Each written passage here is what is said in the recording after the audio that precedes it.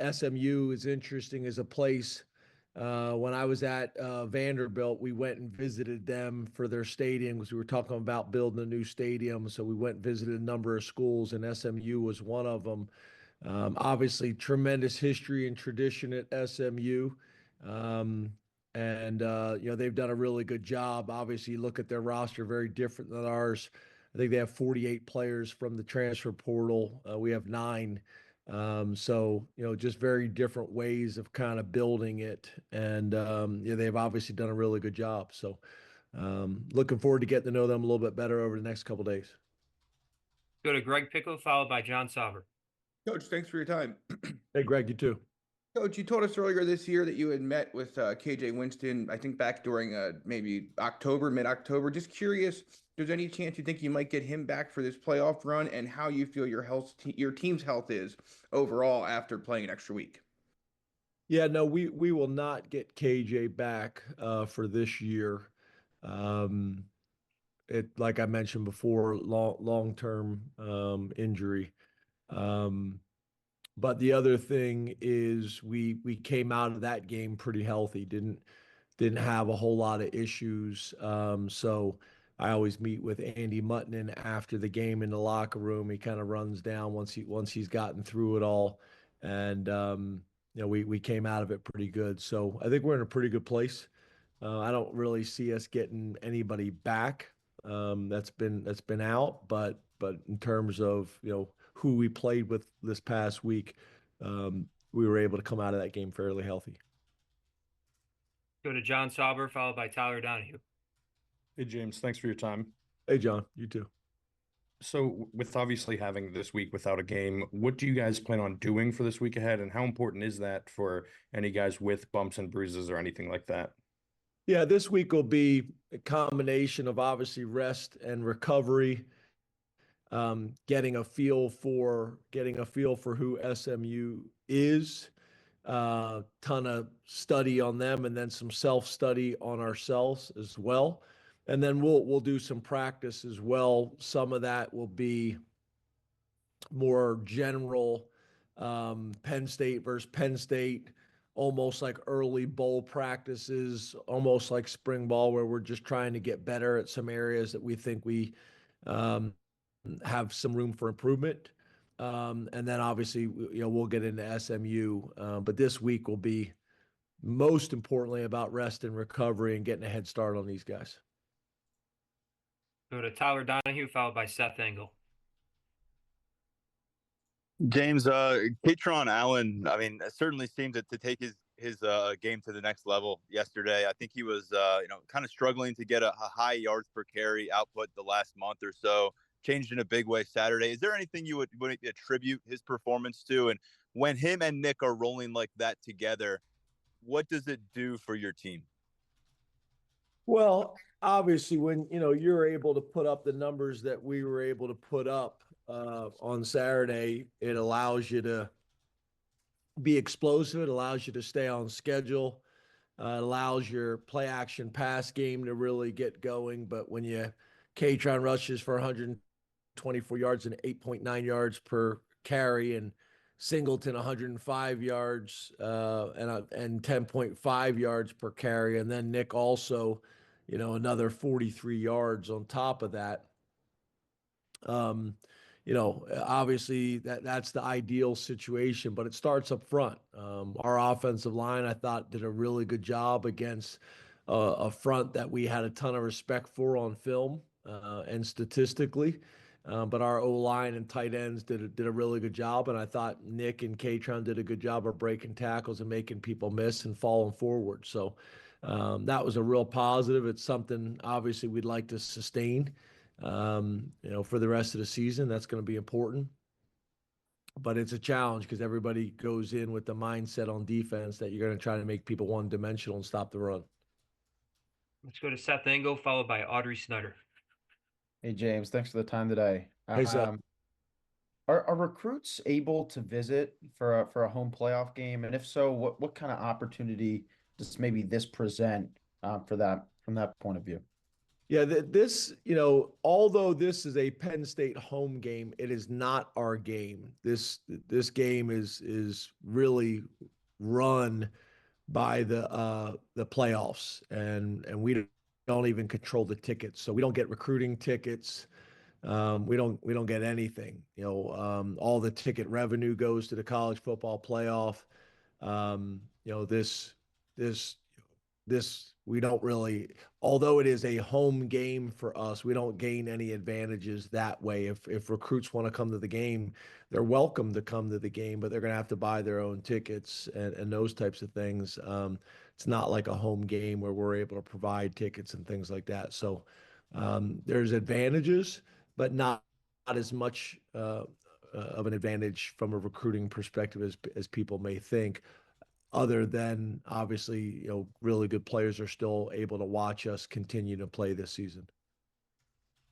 Go to Audrey Snyder, followed by Tyler or Greg Pickle. Hey, James, when you kind of get to this point of the year, do you feel like your offense is playing their best ball right now after kind of what you guys were able to do last night? Well, we'll see. I think, we're getting better. But we'll see. It's all going to be based off of how we play against SMU. I mean, it's what you do on a consistent basis. And although we did some really good things on Saturday, we turned the ball over 2 times, and it's hard to win when you lose the turnover ratio. So we did some really good things to build off of. We got to eliminate those bad football plays that hurt you. But overall, yeah, we're doing some good things. But that'll be decided really in how we play the rest of the season. So I'm gonna hold my strong opinions until after the season. Go to Greg Pickle, followed by Tyler Donahue. Coach, I know you guys always have a plan for everything. So what's your plan for handling the opening of the transfer portal as you also get ready for this college football playoff game? Yeah, we're moving, and I'm pushing my staff to be very aggressive there. The challenge that I don't think a lot of people think about is typically when your season ends and you're in that time getting ready for a bowl game, you have time to sit down with all of your players and find out what's going on, who's coming back, who's considering going into the transfer portal, who is going into the transfer portal. And a lot of those things impact your decision making on who you're going to try to go out and get to replace those guys with. So it's hard to come up with a plan. We'll do that this week, but we're probably a week behind other programs. I didn't really want to be having those conversations last week when we were getting ready for Oregon. So that's a little bit of a challenge. It's hard to totally know what you want to do in the portal until you know exactly what's going on with your current roster for next year. But I've asked our staff to be aggressive and move, and make some decisions, in positions that we think, we're going to have some needs. So, we'll have a better idea this week. Tyler, then Seth. James, I know it's a bowl press conference here, but we're packing so much into a small window. I just wanted to know if you had any comments on Andrew Olesh signing with your program on Friday. And you obviously not so subtly seemed to reference him in a press conference last month. He's the top-ranked player in Pennsylvania at our site at 24/7 Sports. So what does his addition mean for you, and what does that home state element mean for you?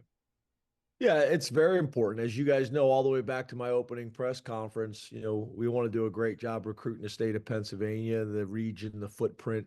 Those things are really important. And we're off to a really good start in this next class, and being able to keep the what people like you guys have ranked as the #1 player in the state of Pennsylvania home. I think it's very important, and we've been able to do that, more times than not. So that's something that's very important to us. We take a lot of pride in it. I think it makes sense for both parties. It's a win-win. So that was a battle. Ty Howell did a phenomenal job, but he's an impressive young man. I've gotten to know him and his family very well, as you can imagine. Also watched his tape from this year. He came to camp with us 2 years ago, so we got a pretty good idea who he is, and he has a chance to be a weapon for us here in the near future. Seth Engel. James, we heard you and also some of the guys last night kind of talk about embracing this opportunity of, kind of this new season that's upon you. How have you kind of seen the team embrace that over the past, 10, 12 hours? And what was it like, finally hearing your selection this morning? Yeah, I think in the locker room, again, because the season isn't over, I think was handled pretty well. Um, Obviously, there was still some hurt feelings and raw emotions, but overall, I think guys get it and understand that we got a ton of football left in front of us as long as we handle it the right way. And I think our leadership will step up big time.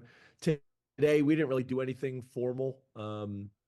We got here, we had a team lunch. And then after we got here and had the team lunch, we just had a team meeting and told them what the next couple of days would look like. And that we would find out later this afternoon where we were playing and who we were playing against. And then that would impact, our full calendar, because whether we were playing a Friday game or a Saturday game, it would impact that. So we already have them all mapped out and scheduled. So the players already received it.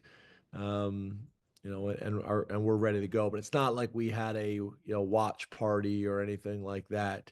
It was a long night and a physical night.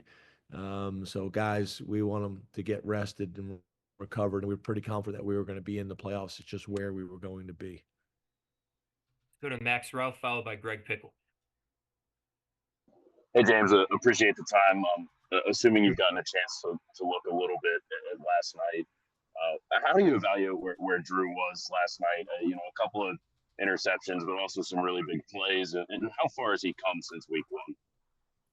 Yeah, I think he had probably 5 or 6 plays that were as good a plays that he's had in his career, and probably 5 or 6 plays of better quarterback play that I've ever been around as a college player. But he probably also had 4 or 5 throws that he would like back, throws that he normally doesn't miss that he missed. Also made some big plays with his legs. I'm very, very pleased with his overall development, his maturity, his leadership. He made some huge plays last night to keep us in this thing, and continues to do a great job of distributing the ball to our playmakers, and also managing our run game. We put a lot on the quarterback at the line of scrimmage, and he does a really good job of managing all those things. And I think from year 1 to year 2, he's made a significant jump. And I think that the scary thing and the exciting thing is I still think there's a ton left of development in him. Let's go to Greg Pickle, followed by Mark Wogenrich. Coach, you and your staff obviously get talked to. Your on-field staff get talked about a lot, obviously for good reasons. But in a time like this, when you're preparing for a conference title game, you're dealing with signing day, you're dealing with the transfer portal, you're now dealing with a college football playoff. How important are those off-field staff? Well, I guess some of them can be on-field now, but your support staff, your analysts, your recruiting department, things like that to this operation when there's so many things going on all at one time? Yeah, I think you've heard me talk about this in the past, where I think there was a period where people were complaining about staff sizes in college football, and I think this week and this week coming up here, this past week and this week coming up here, I think perfect examples of I don't know how you can do it in major college football now without these staffs. We had a signing day during a Big Ten championship week, which typically takes a ton of resources and time and energy. And we were able to do that without the coaches being involved at all, except for myself. And then, with the signing portal, same thing. Getting guys set up, getting guys, here on campus to visit, getting transcripts evaluated, et cetera. All those things, I think are really important and really challenging. And we got to do that while we're preparing to play the #1 team in the country, Oregon, and now play SMU, which is ranked. And What was it? they're ranked 10th, Yeah, number 11 seed. Thank you.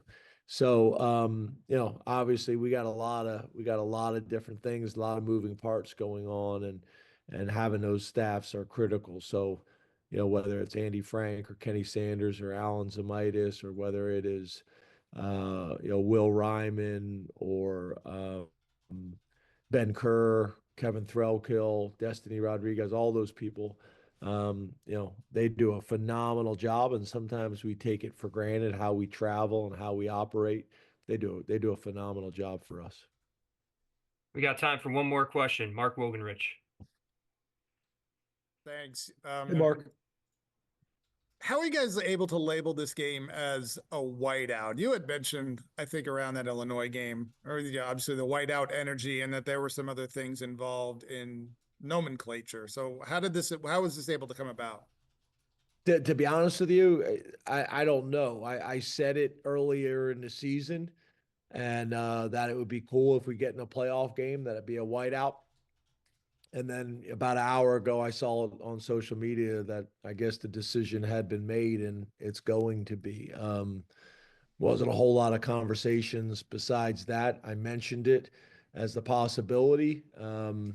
Didn't have any follow-up conversations. We were focused on finishing the season the right way. And it popped up on social media that this game's a whiteout. So not a whole lot more than that. I'm assuming Kincaid and Chris Peterson and Pat Kraft and others, Vinny James could answer that a little bit better than me. But I want to make sure that we're selling big enough white jackets and big enough white parkas to cover the hunting gear, that everybody's got the best chance to follow the whiteout dress code. All right. Thank you very much, Coach. Appreciate it, everyone. Thanks, guys.